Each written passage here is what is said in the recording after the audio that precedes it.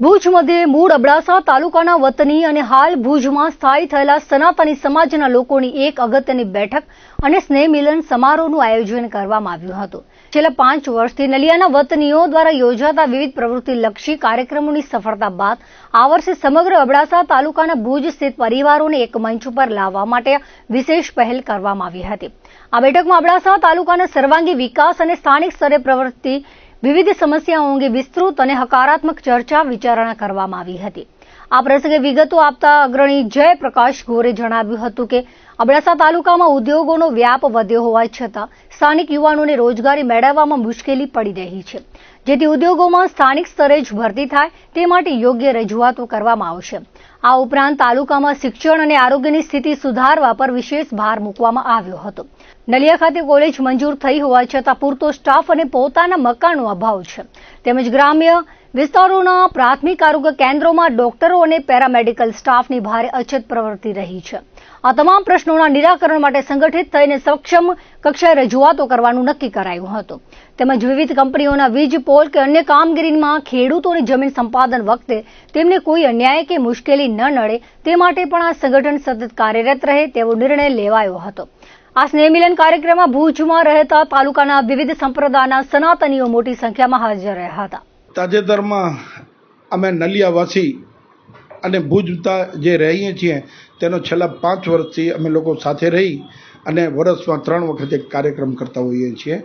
જે નલિયાના બધા મિત્રો સનાતન ધર્મની અંદર જેટલા પણ પંથો આવે છે તે બધા જ લોકો ભેગા થઈ એક સાથે જમવાનું આનંદ પ્રમોદની પ્રવૃત્તિ કરતા હોઈએ છીએ।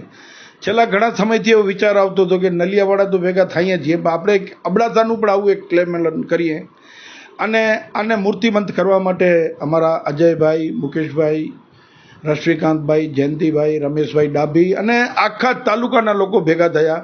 2 વખત મિટિંગ થઈ અને આ મિટિંગમાં જોરદાર થયો અને મૂળ અબડાસાના અને હાલે ભુજ રહેતા સનાતનીઓની એક બેઠકનું આયોજન કરવામાં આવ્યું।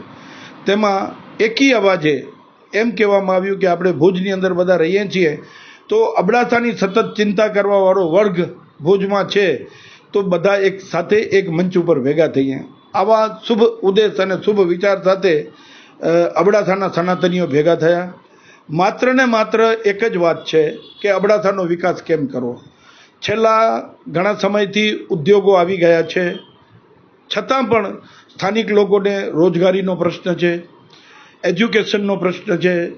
જેમ કે નલિયા સંઘના પ્રયત્નોથી કોલેજ તો મળી પણ કોલેજ માટે મકાન નથી, કોલેજ માટેના પૂરતા સ્ટાફ નથી, એના માટે લડત લડવી। આરોગ્ય ક્ષેત્રે તો એમ કહું કે પછાત અબડાસા હજી પણ પછાત જ છે, તો આરોગ્યમાં કેમ સારી સુવિધાઓ સ્થાનિકે ઉપલબ્ધ થાય।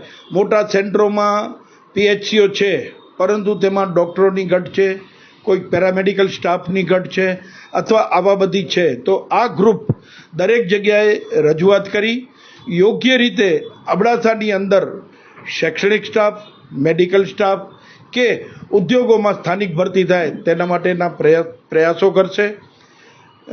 યોગ્ય લોકોની જમીનો કે આવું જે ઉદ્યોગોમાં કે વીજ પોલમાં કે જાય છે તો ખેડૂતોને પણ કોઈ મુશ્કેલી ન થાય તેના માટે પણ પ્રયત્નો કરશે।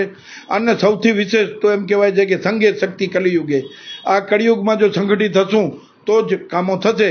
આવા શુભ આશય સાથે વીર અબડા અડભંગની ભૂમિના જે રહેવાસીઓ છે અને ભુજમાં ધંધા રોજગાર કે અભ્યાસ અર્થે કે મેડિકલની જરૂરિયાત માટે અબડાસામાં ભેગા થયા છે તે બધા જ લોકો ભેગા થઈ અને એક આ સુંદર કાર્ય કરવા જઈ રહ્યા છે।